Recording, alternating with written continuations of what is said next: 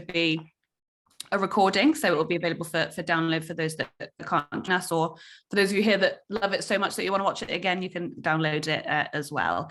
And there is a function for questions, a Q&A section if we have the time, and we have an opportunity to add that to the discussion, then we will do so. Please do put any questions there. I think maybe we'll start by talking a little bit about why we're doing this webinar. We did a survey from EcoPrint in partnership with Highcon. So that's, we thought it'd be a great opportunity to talk about some of those results, really interesting results and insight into, sentiment around sustainability for a lot of businesses. So Marcus, maybe you could just talk a little bit about the survey and why we're here today. Yeah, and with FuturePrint and with now EcoPrint, we often do surveys to gauge the kind of mood, attitude and development stages of the industries, whether it's through technology or whether it's through opinion on trends. And we'd never done one on sustainability. And in Geneva last year, our leaders summit, clearly sustainability was top of the agenda. And Simon actually delivered a really good speech or presentation or talk, whatever you want to call it, at Geneva around sustainability, one penny at a time. And he and I got talking, and at that time we hadn't launched EcoPrint, but we felt it would be a good idea to partner with a survey to start having a dialogue and so on around the issue of sustainability within printing. So we launched this survey, worked together on the questions, and we have around 125 respondents from around 26, 27 countries across the world. So clearly it's not a regional issue, it's a global issue. I mean, that's an obvious thing to say, but actually our community has reached, Asia, Australasia, America, and obviously Europe and South America. So it is truly global, and this gives us an opportunity to talk around some of the issues, and hopefully that we recognize it's a journey for us. Well, we by no means consider ourselves experts. I think you used the word, Simon, student of sustainability. Yeah, that's really nice. Right. Yep, continually learning. And this is an opportunity to give back to the industry some insight. And obviously it aligns very nicely with EcoPrint, which will run in the middle of this year in Geneva. And out of this insight, we get to shape some of the dialogue at that event as well. So there's lots of reasons for doing it. It's just happy we got here and able to share this with people in this webinar. So yeah, really, absolutely. I keep saying next year, about 2023 as well. I don't know when that starts. Maybe around March. Yeah, and everyone who has registered will be emailed a copy of that report as well. So you'll have that to take a look at after the webinar as well. So maybe if we jump straight into one of the kind of talking points that seems like a good topic to discuss based on the responses that we've got from the webinar, and that is around sustainability strategies. And is a sustainability strategy a nice to have or a must in 2023? So, perhaps when the conversation wasn't as advanced as it is now, it may have been viewed as a nice to have, but, are we in must territory now in 2023? Be possibly detrimental to businesses not to have that strategy. Simon, I think I'll go to you to weigh in on that, on your thoughts, and maybe a little bit around what the research might have thrown up as well. Sure, thank you, Karis. So, it's just too easy to answer yes or no to a question like that, especially since the answer is obviously yes. Sorry, I have no opinion, but yes, the answer is yes.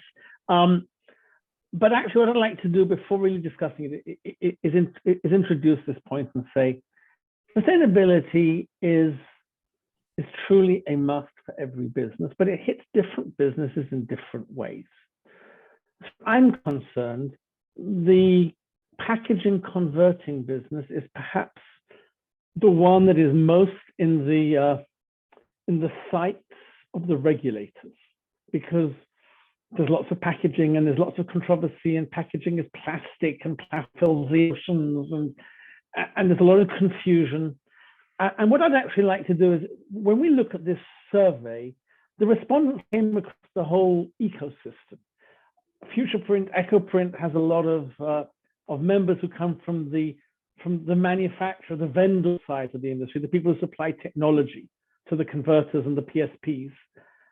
And honestly, as far as I'm concerned, as one of those players myself, our primary responsibility is to support our customers as they become more sustainable. So we have to have the answers for them, we have to have the information for them around what we're supplying, because that's actually what they're going to need to know, and how each of us in our own ways can help them become more sustainable. So I'd like to kind of hold much of this conversation around the converter or PSP viewpoint, because it covers everybody. And having said that, yes, I say it's a must, but let's look at these answers, because the results and the number of questions from the survey, because they bring what I consider to be a very interesting perspective. Mm. And the first question we're going to share with you here is going to be this question of, what is the most important challenge for your business? And sustainability is up there. People give multiple answers, and fundamentally, roughly the same number of people answer sustainability, supply chain, and rising energy costs. These are kind of the things that bother them. It's 51, 57, and 54%. So I call it roughly the same. Mm. But what makes it really interesting is by looking at question 4. Because in question 4, we asked, what's the most compelling opportunities for your business? And sustainability comes in as number 2. Number 2 is 54%. So it is a challenge and an opportunity. Now, those of us who have taught to think positively are always told to look at problems and challenges as an opportunity. The question is this really an opportunity? Because when I look at it, I say diversification is a completely different kind of opportunity to sustainability. Diversification is a true opportunity.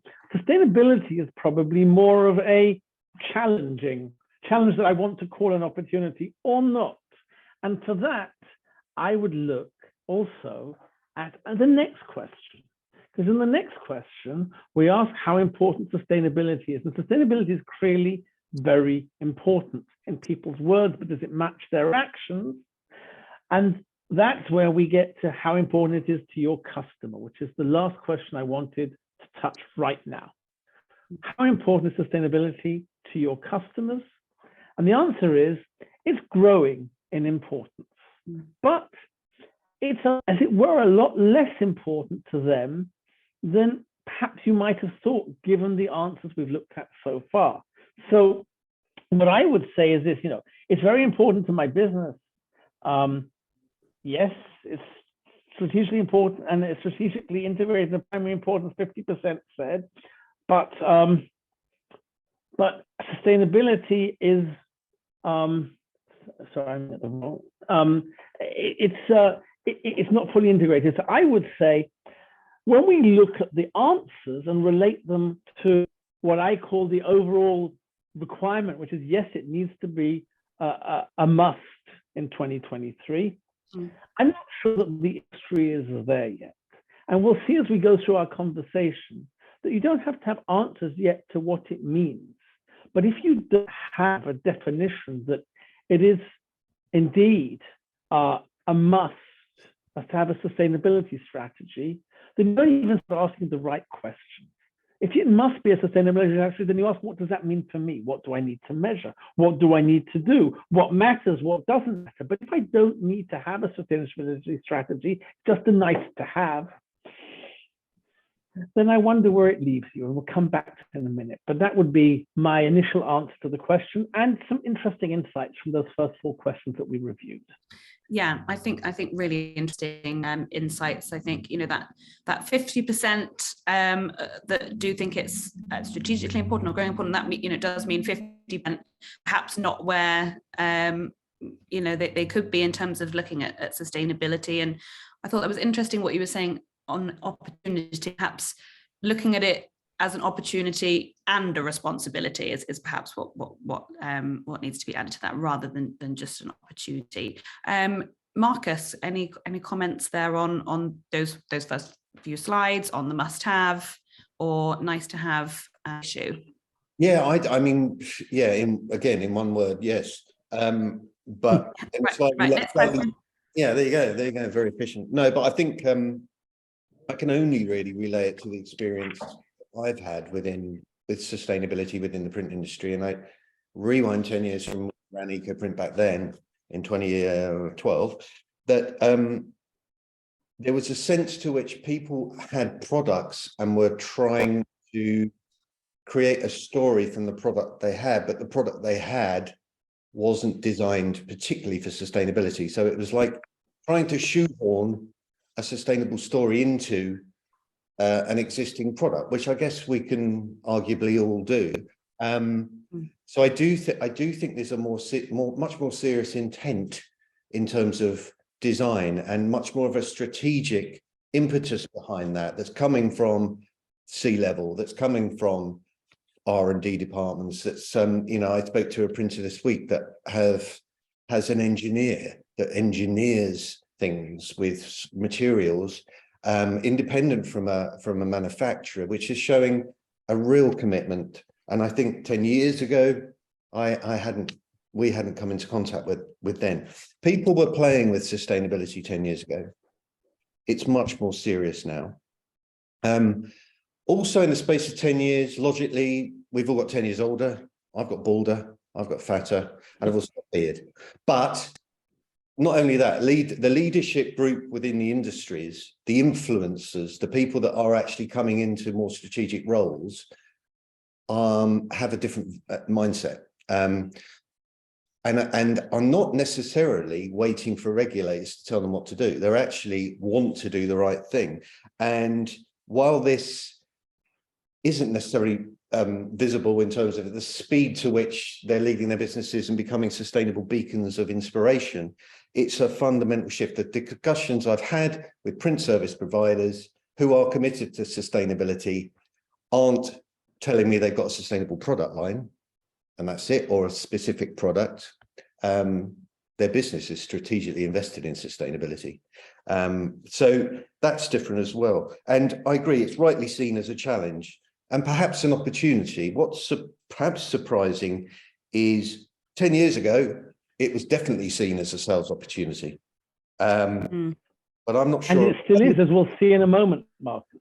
Sorry? Still is, as we'll see in a moment. I won't spoil it, don't worry.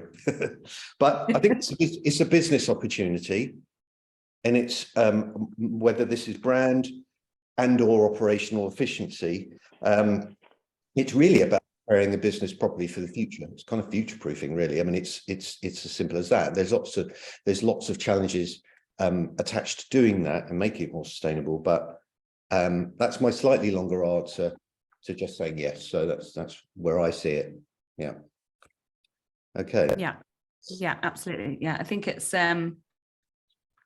certainly interesting to look at that opportunity, to look at what's changed in those 10 years. I think that's an interesting thing about EcoPrint, what you're doing now, that you did first launch that event 10 years ago, and to kind of look at what's changed in that time. That takes us now on to our next talking point around the next few questions in the survey. And it's just about, why must companies have sustainability strategies?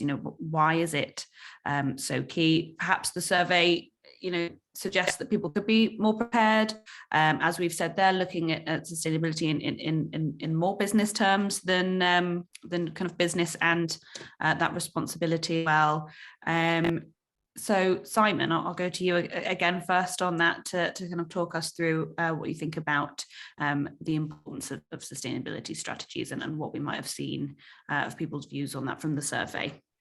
Okay, thank you, Karis. So I'll build on what Marcus just said. We've all evolved in this domain, and fortunately, we've all got a much better understanding today of the nature of the problem.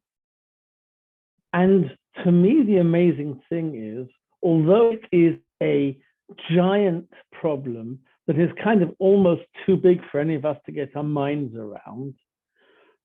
Today, we understand that it is a problem that isn't easily solved, but where everybody can make a difference.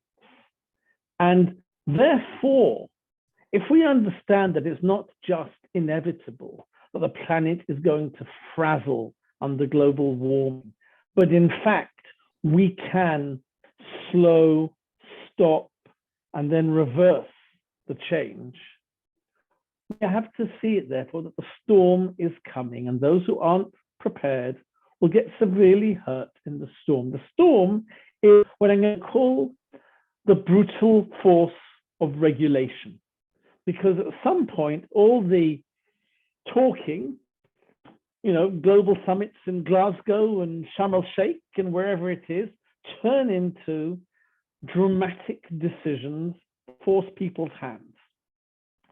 And therefore, why must customers have a sustainability strategy? Because the storm is coming. But let's see more specifically. We asked our people, what trends and forces are in your view placing sustainability further up the agenda? And we can see the answers here. And first of all, it's a bit of everything. The 5 answers here all get between 40 and 60% response rates overall.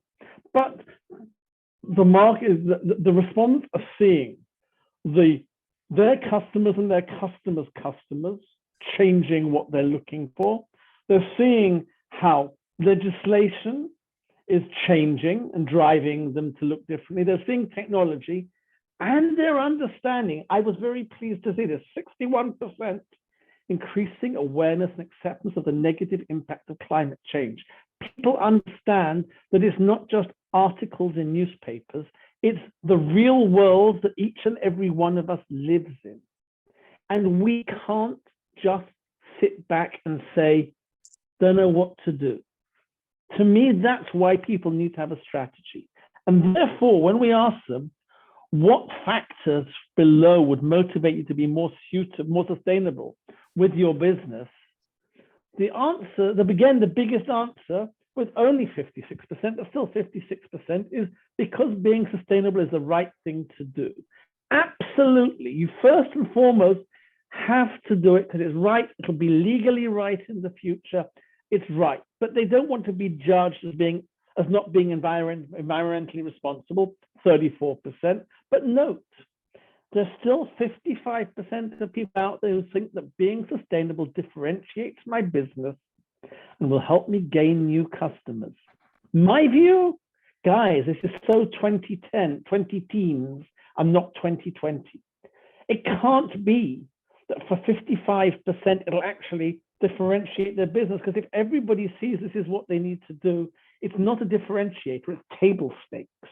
Whether it's legally required table stakes, like falling foul of legislation, etc., or whether it's just because my competitors are doing it as well, I don't think it'll actually differentiate. That's my view, and I'm being provocative, I know that. But as far as I'm concerned, people need to have a sustainability strategy, not because it'll differentiate, but if anything, because the absence of sustainability strategy will adversely differentiate them. And the final question we wanted to bring here is, to what extent are net zero targets and regulatory changes influencing strategy? And the answer for 31% is that it's a key driver. But for 54%, it's important but not central. Seems to me to be just a little bit understating the challenge. And when 9% say it's important but we're already compliant, that to me sounds like people who don't understand where they're living. And for the 6% who are not, for whom it's not important, guys, with respect, I think you're missing the boat. This is not something we can say is not important, and it's not something we can believe we've all done everything we can. There may be 1 or 2 people out there, but most responsible, serious businesses that I know of have long-term roadmaps to get there, to achieve what they want to. There's nothing that can be done overnight. So that's my take on why companies must have sustainability strategies, and some interesting insights from the survey. And really, I found them very interesting. Some of them encouraging, and some of them a little bit discouraging. Yeah, and I think that's right. I think it's, and I think it's something we will come on to in a later talking point as well. But you see some of these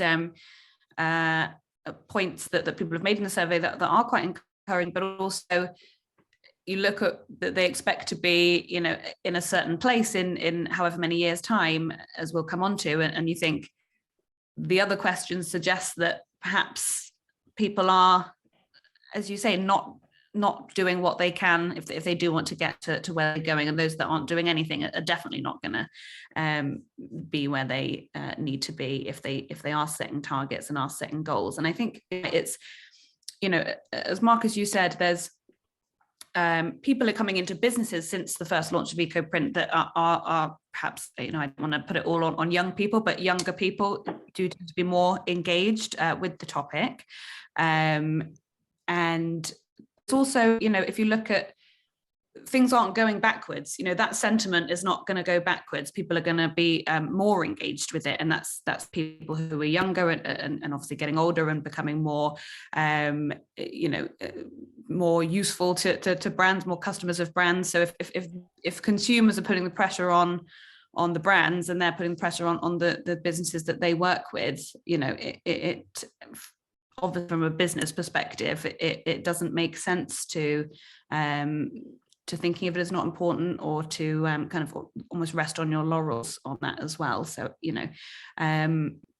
I think, really interesting that point that 56% on what factor would motivate you to be more sustainable with your business, 56% because it's the right thing to do, and then 55% because it thinks that will help them gain new customer. Really, really interesting insight that.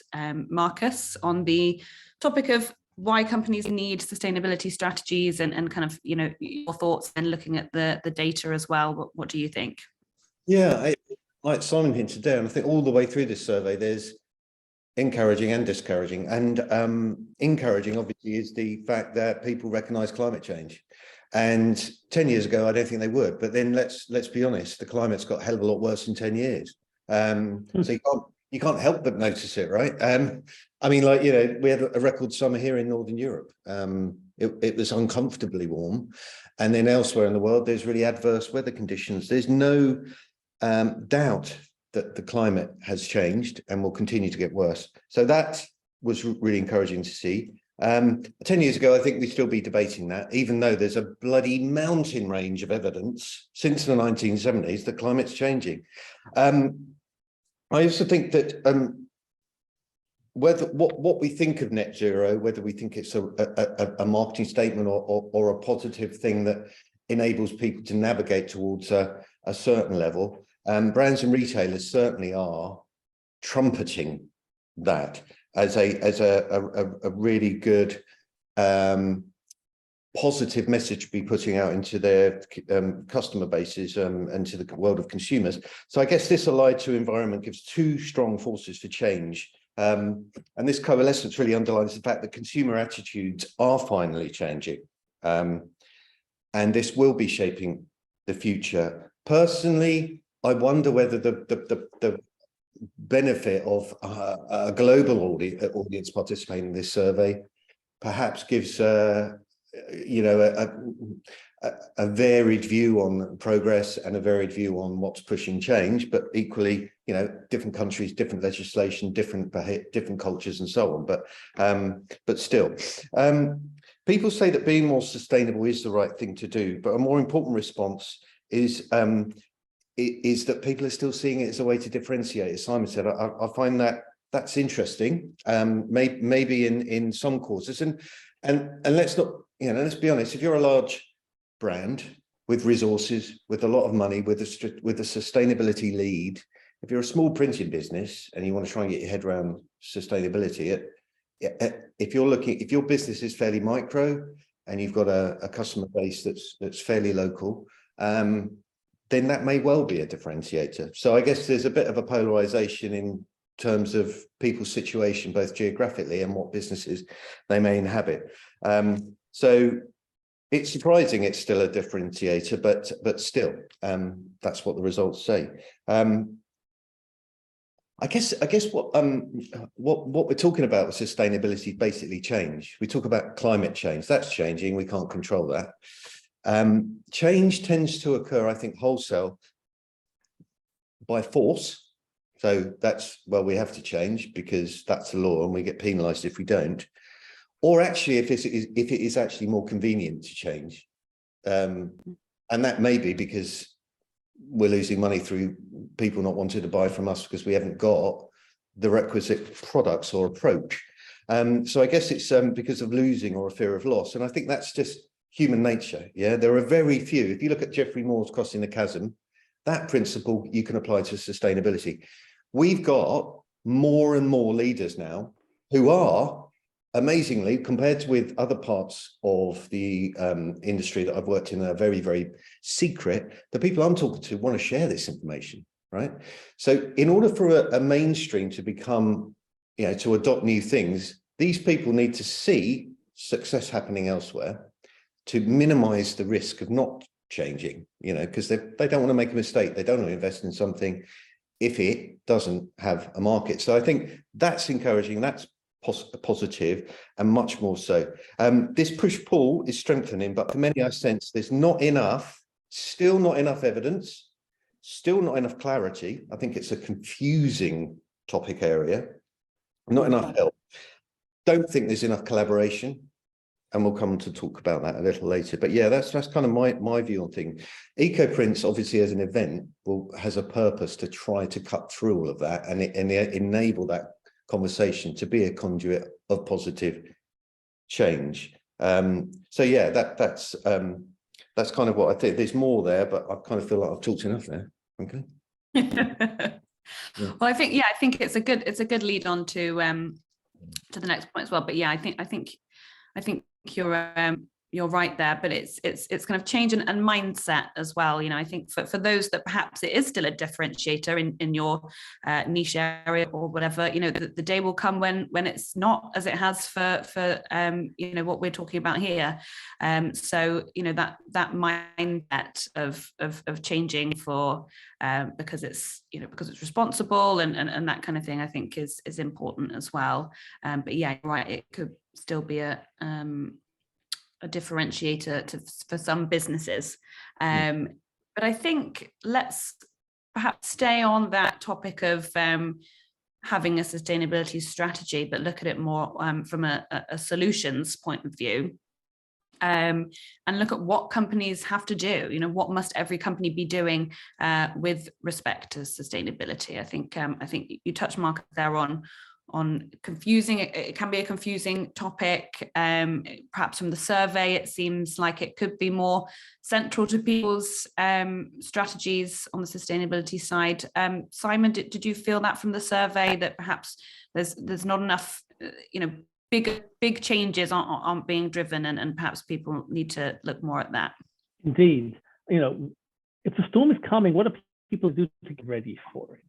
And to me, first and foremost, they need to identify their specific threats and opportunities in their business. When I say opportunities, I don't mean necessarily an opportunity for business. I mean an opportunity to improve their sustainability performance and build plans around those. You need quantifiable targets. You need to be specific.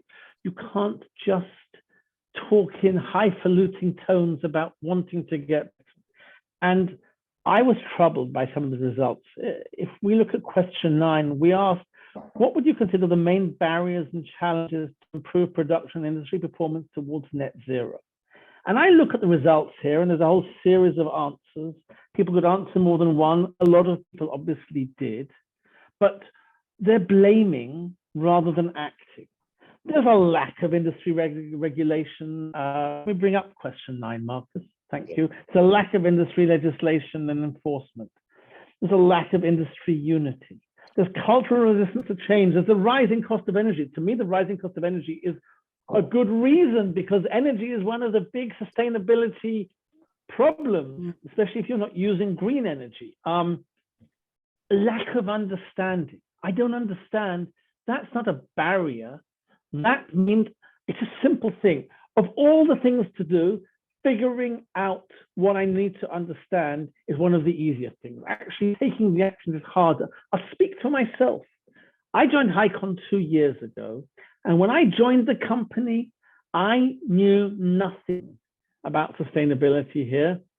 And I just knew that we didn't do a good job telling a sustainability story. And I became, as you quoted earlier, Karis, a student of sustainability. We brought in somebody to help us, who worked every day for 3 months on sustainability to help us understand the conversation, the drivers, what we needed to look at. But every business needs to move beyond the lack of understanding and beyond finger pointing into concrete action. So we ask people, in recent times, how have you changed your strategy for sustainability? And when I looked at the answers there, we designed more sustainable products. We've made a commitment to improving. We're taking small steps.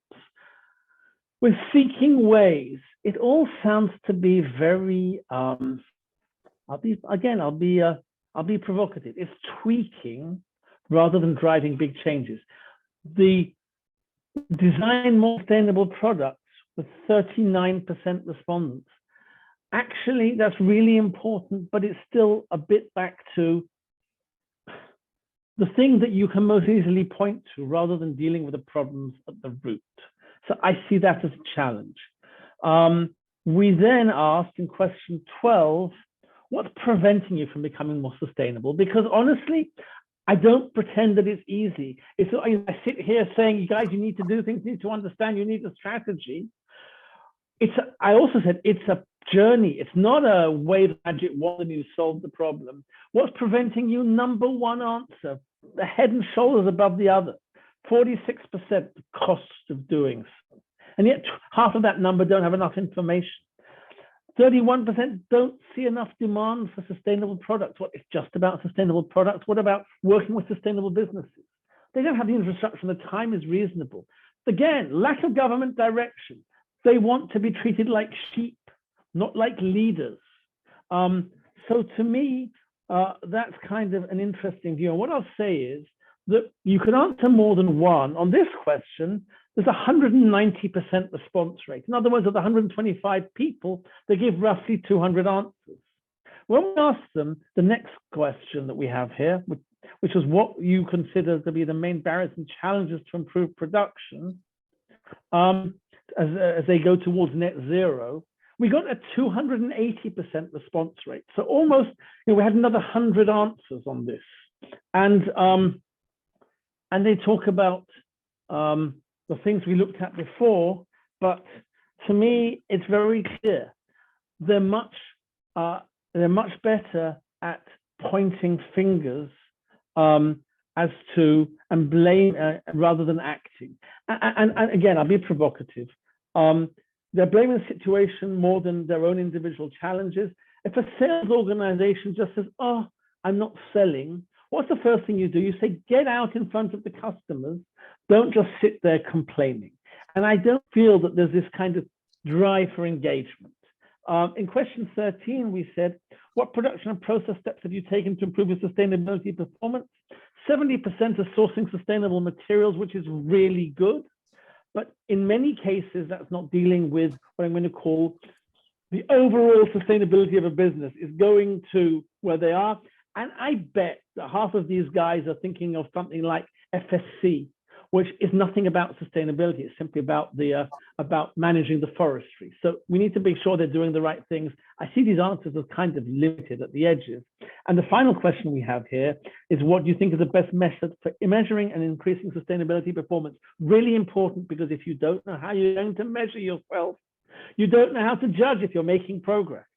And I was actually quite encouraged by this, because the first three answers here, meeting emission standards and targets, measuring our carbon output and footprint, and measuring our production processes, and understanding the environmental footprint, add up to 57%. So over half answered quantifiable things. The problem is that 43% said having a strategic vision and commitment, or by providing sustainable products that brands want. Having sustainable products is not having a way of or actually measuring your performance. So I think it needs to be measured, meeting numbers, setting numbers, tracking numbers, because the devil is in the details. It's frightening. It's difficult. I don't say that you say this and tomorrow you have the numbers, but if you say this today, in your business, you might have it in 2 years, 3 years, 4 years, in a gradual process. But if you don't have this, you're just making nice words and not more. Again, provocative, but that's my take on this. And I think it's really important that people step up to the plate and actually move beyond nice words to the difficult things and the recognition, again, that it's a journey. I'm sorry, I probably spoke too long on that. No, not at all. No, I think that's really well said, because I think it's important to reiterate that it is hard. You know, I don't think that the point of this is to preach, like you said, that people are not doing enough and saying, you know, why aren't you doing more? It is that, but it's also acknowledging that it's difficult to do. And I think one of the hardest parts would be to scrutinize what you're doing, like you say, and look at process. But as you've said, Simon, that's where you make the most impact. Looking at your process, it would be the same if you wanted to have more efficient production. You'd start at the beginning, you'd look at everything you're doing and look at your end-to-end process. And I think that's key for sustainability as well. To think cynically, you know, perhaps just it's more of a PR, more of a marketing win. Easy to say, oh, we do the sustainable product now, and that's available, which is really important, but it is it's much more difficult, I think, to look at the process. But I think it'll be a lot more difficult if you're not doing that and you kind of leave it down the line to implement some kind of sustainability strategy there. Marcus, I think it was really interesting what we were looking at from the survey on people's thoughts. Yeah, exactly. Yeah, sort of picking on a couple of things Simon said. So, lack of industry legislation, standards and reinforcement. That's obviously, as I was saying earlier, the force thing. That's clearly a strong motivation when you just have to do it. But it demonstrates a massive lack of leadership, doesn't it? You know, why are you waiting to be told? And who are you waiting to be told by? I mean, sitting in the UK, we've got the worst leadership group in living memory. I wouldn't take, you know, what they told me as anything worth listening to. Frankly, don't necessarily think that's the case around the world, but in Germany, they're opening coal mines again. So, you know, of course, that's to do with the energy crisis, but still, that's a governmental decision. We can take back some control, can't we? And that is a mindset change. And that's about thinking of sustainability really as a future investment, an investment you can reap the rewards of in the future. And also measurement has to be critical there, because if you don't know where you're starting, you're not really going, you don't necessarily need a net zero target, but you should be improving each year and putting in place a journey chart and go for it, because there's nothing that comes across more genuinely and better is if you've got that in place, and also that sense to which, you know, if you've got a couple of sustainable products, that's positive. Well, I imagine it's better than not having, but let's be honest, I think in 5 years' time, and it's not that long away, the top businesses won't have a toxic product alternative that's cheaper. It'll all be sustainable. So get going on it now, because you're going to learn a lot in the process. And while it may not yield results initially, it will do. And particularly because the whole world's moving in that direction. But I wouldn't wait for legislation. However, trumpeting EcoPrint, we will be having roundtables at the event. We will be trying to unite the disparate associations of the printing world, and also, frankly, the disparate printing organisations, and that actually, for us, for 2 days, put your competitiveness away and let's collaborate, because actually we can all learn from one another. From my perspective, that's the most powerful way to effect change, is to be inspired by somebody you relate to that's made progress with something that's truly compelling and also sustainable. So yeah, that's my take on that, really. And you're absolutely right. And I encourage everyone who's listening, and this isn't my event, it's Marcus, but the more we can get to this event in Geneva in June, the more sharing, the more cross-pollination, mutual inspiration, and commitment we can generate to this really important imperative. Yeah, absolutely. Yeah, and well, it's ecoprint.events, little plug there for the website to find out more on that. And I think this again leads on nicely. It's almost like we planned the talking points ahead of time. That point of regulation, should people just wait for the regulator and follow the regulator's lead? I think, Simon, what you said interestingly before about, people want to be led. I think you used the word sheep, I believe, on that. But I think, the question of regulation is a really important one. Is it the responsibility of businesses? Do they have time even to be kind of sitting on their hands and waiting for regulation to come in? What do you think about that? Okay, so here, very clear to me. It's difficult to know exactly what the regulators are going to, except we do know that the EU is really active in this field and leading the world. And like in so many areas, they're probably setting standards, but directionally where they're going. I'm going to quote two different stories. The first is I had a colleague in Cytec 90s, had this big sign over his desk. The sooner you fall behind, the longer you have to catch up.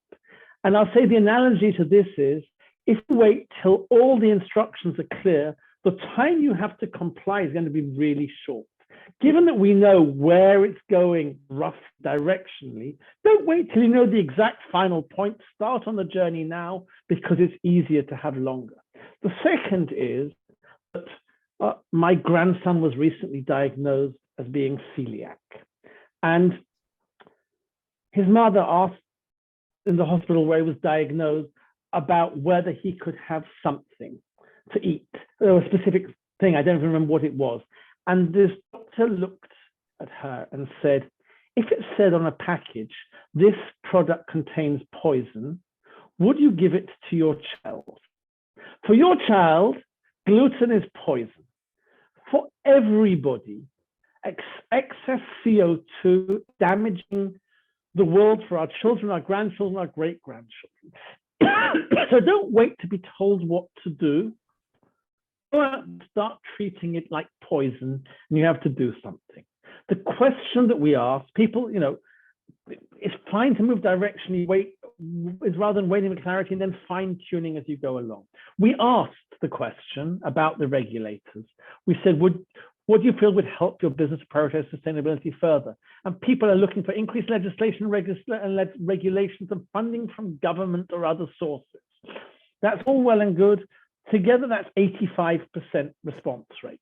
Out of 85% responded that. People want inspiration for what others have done. They don't want to be leaders, they want to be followers.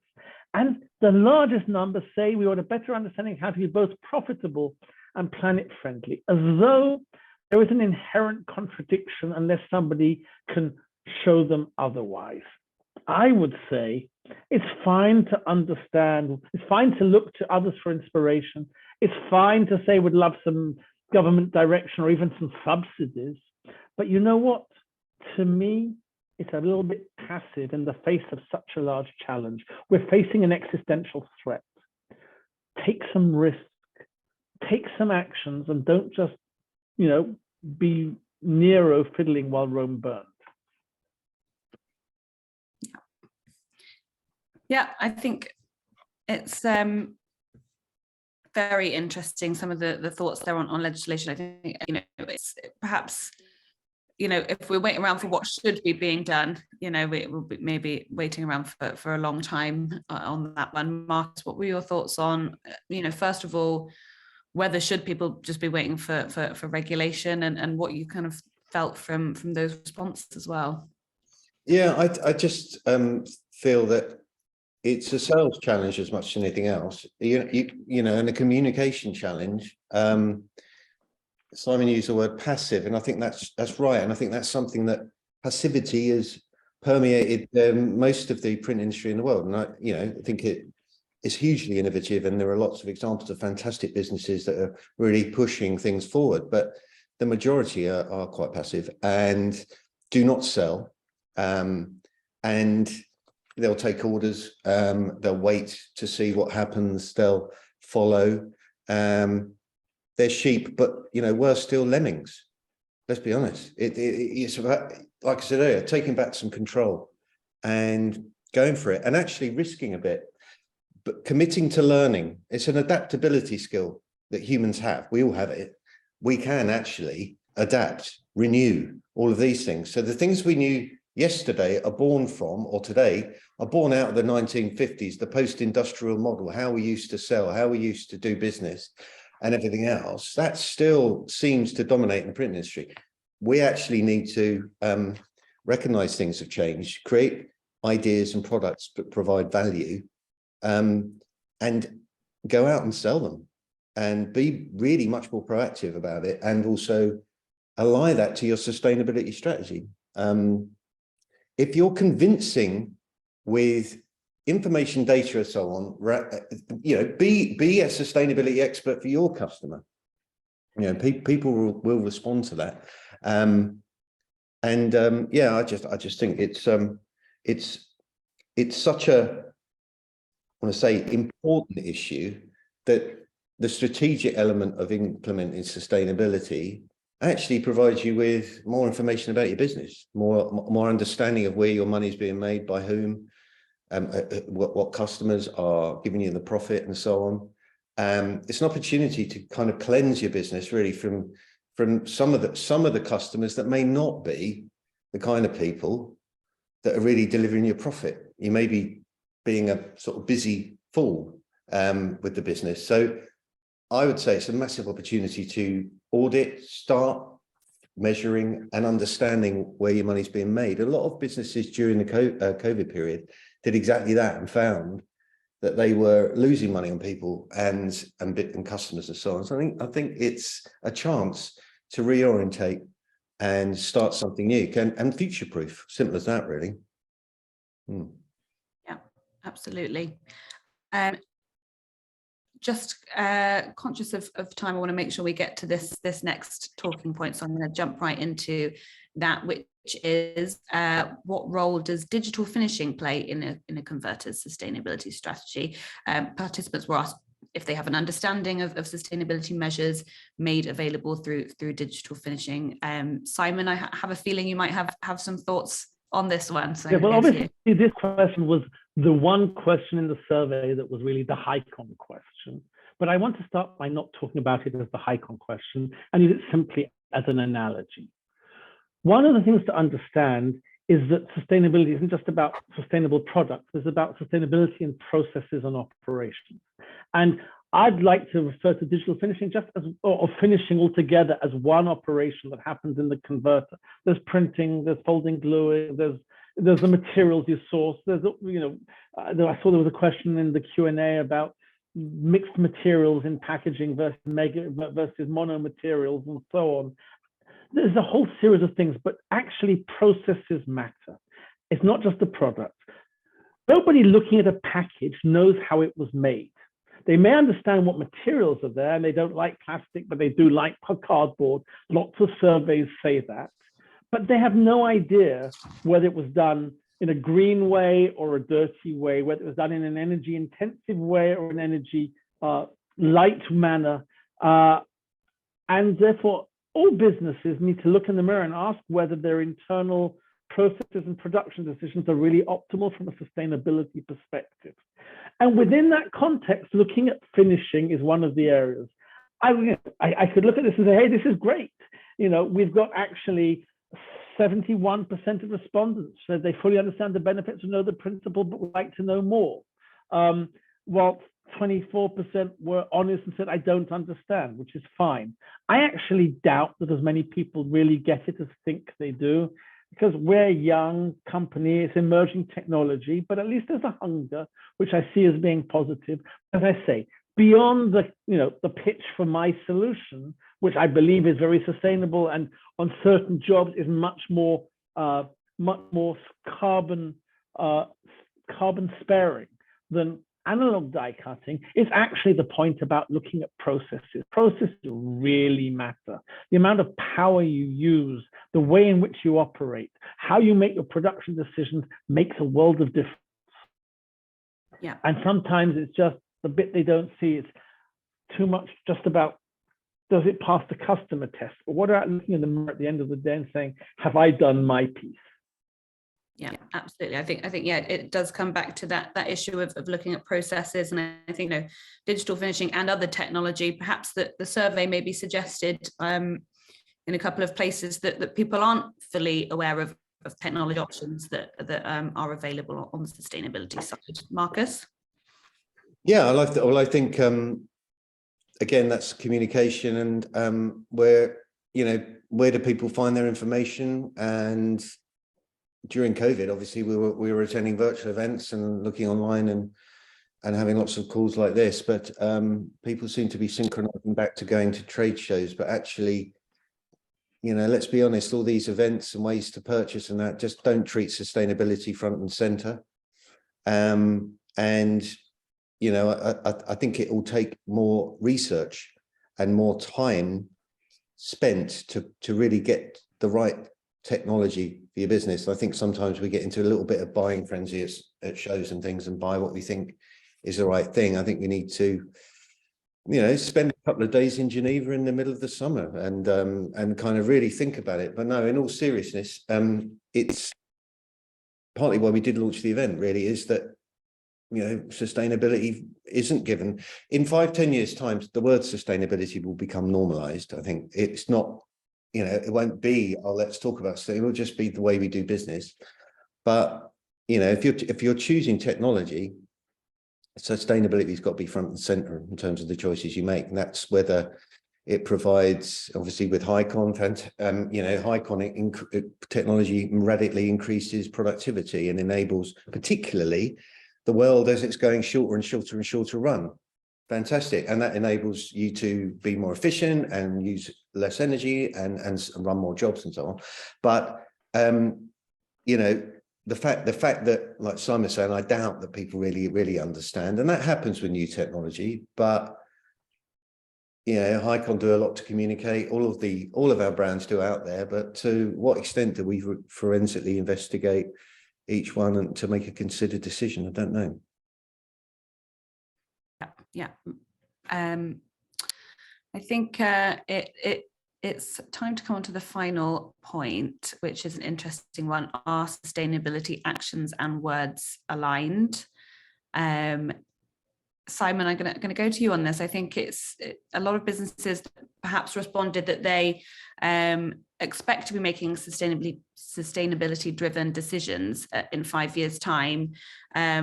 Kind of encouraging, but also, looking at perhaps responses elsewhere, whether people's commitments, people's words are aligned with what they're doing. Are people doing enough to get to that point if they do want to be making sustainability driven decisions in 5 years' time? And it also ties in with people that have made these commitments, even the huge, global brands that have made 2030, 2050 commitments. A lot of them are not currently on track with what they're doing, to meet those targets. So there does seem to be a disconnect, both from looking at this survey and more generally, that people aren't doing enough to meet the goals that they're making.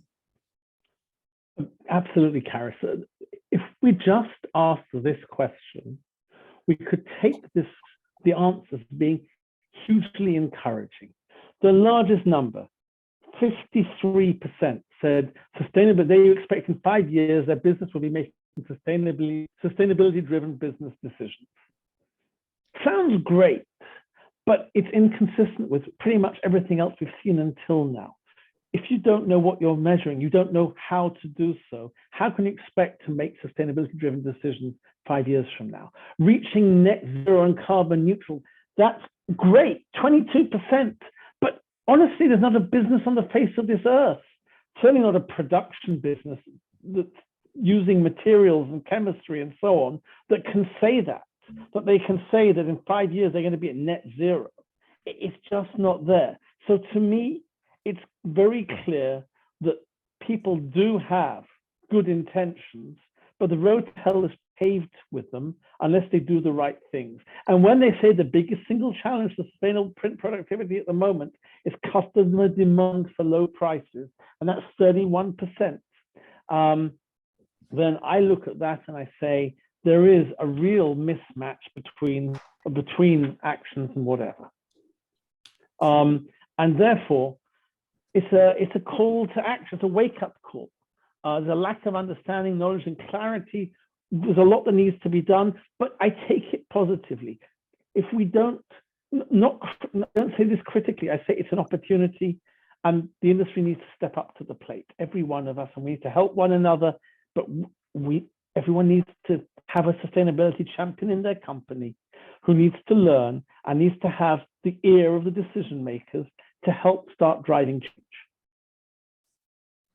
Yeah, absolutely. Marcus, we do have a couple of questions. I'm hoping that we might have time. Marcus, can you weigh in on the alignment of words and actions when it comes to sustainability? Yeah, well, I think like we said along, there's kind of contradictions there, and like at the very beginning, I'm not a sustainability expert, yeah, and what we're trying to do here is interpret information via this survey to provoke thinking, not overly judging the print industry, and let's be honest, can we look at any industry that's really doing enough for the environment? And the answer is probably no, apart from the renewable energy.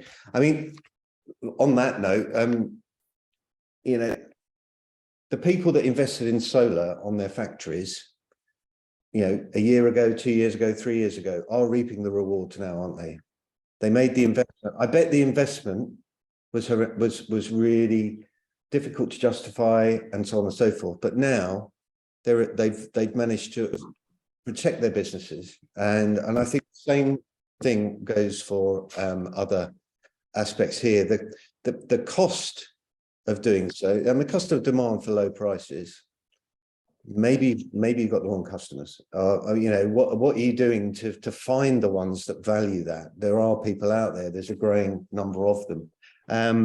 Easier said than done, and easier for me to say it, but you know, we all have customers that we don't make money from because we do business with them, they demand a lot and don't pay us enough. Is it time to cull? I'm trying to be provocative now, Simon. Yeah, so I mean, it's a confusing, difficult, challenging time anyway in the world, isn't it? And I think by taking back a bit of control and mindset change, unlearning what we used to learn before, or used to think was the right way of doing things, unlearning and start focusing on implementing a sustainability strategy. Absolutely. I think, yeah, we are running out of time. We do have some questions that we're not going to have a chance to get to all of them. I think one of them, someone asked, is it possible to get a copy of the survey results? And we will email everyone the survey that's registered for the webinar. Simon, you touched on the question about user recycling there. We also have one asking, should we have a carbon footprint of manufacturer label icon on every product? A quick weigh in from both of you on that one. Okay, it doesn't sound like we to me, it's very difficult because you need to be able to understand the results. There's so much labeling of products that actually cause confusion and misunderstanding. One day might get there. It's not going to be a short-term thing. Something that has more carbon isn't necessarily bad. You need to understand processes. It's a great question, a complex topic. I don't know. Perfect. I can see in the future there being a bit like you've got the nutrients on a packet of food now, and you know, I could see eventually that happening where you have a carbon impact. There probably is already examples of that. So I think that would be something that consumers would value. Yeah.